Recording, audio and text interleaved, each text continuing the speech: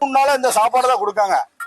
3 நாளா இதே சாப்பாடு தான். இந்த பொங்கல் இது ஒரு உப்புமா கிடையாது. உப்புமா தண்ணியா இருக்கு. வாடை வருது. இல்ல பச்சடி கிச்சடி அது ஒண்ணும் கிடையாது. தண்ணியா தான். சாப்பாடுக்கு 100 ரூபா தான். இந்த சாப்பாடு பொழுது எங்களுக்கு நம்ம வந்து கெஞ்சிக்கிட்டே இருக்கணும். இல்லைனாலும் அவங்க பார்த்து ஏதாவது போடுறது தான்.